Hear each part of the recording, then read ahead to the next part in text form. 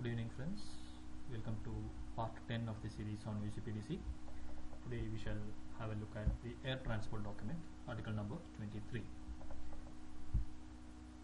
We have seen the discussion on multimodal transport document, charter party BL, normal BL, non-negotiable CA bill. These are the four major transport documents issued for sea as a means of transport.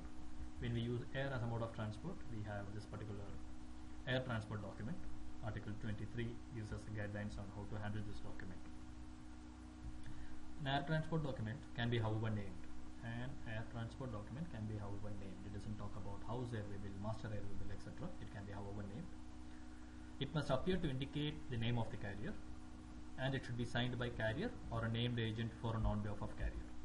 Here we don't have the concept of master, we don't have owner, charterer and whatnot. It should indicate the name of the carrier, it should be signed by carrier or named agent for and on behalf of carrier.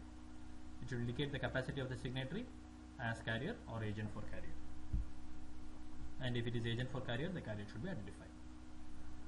The goods, it should indicate goods have been accepted for carriage. The air transport document must appear to indicate goods have been accepted for carriage by the agent or the carrier. If it is by agent, it should say the acceptance has been by agent for and on behalf of the carrier. This is equivalent of the onboard notation, sort of, which says goods should be loaded on board.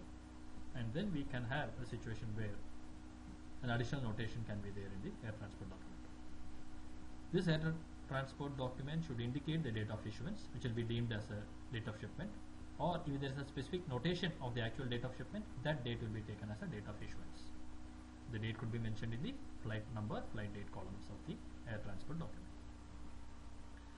The air transport document submitted must appear to indicate the airport of departure and airport of destination as indicated in the crediting.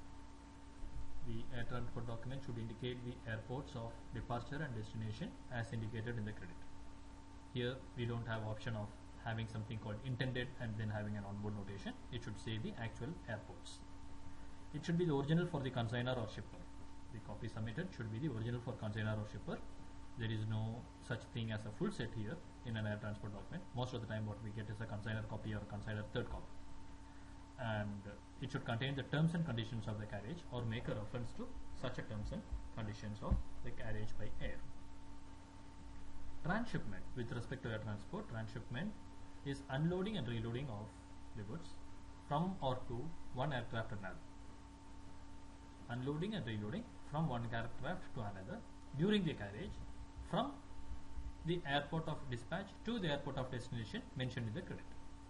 Transshipment is unloading and reloading during the carriage from or to another aircraft from or to the airports mentioned in the credit. The transport document may indicate that the goods will or may be transshipped as long as the entire carriage is covered by a single transport document. The transport document may say the goods will or may be transshipped as long as the entire air transport is covered by a single transport document. It may indicate that the transshipment will or may take place even if the credit prohibits transshipment. Because when you are carrying by air, it is not compulsory that all aircraft will touch all airports. So it may so happen the goods will be unloaded at the hubs like Dubai or Frankfurt and then reloaded into another smaller aircraft and move to the ultimate destination.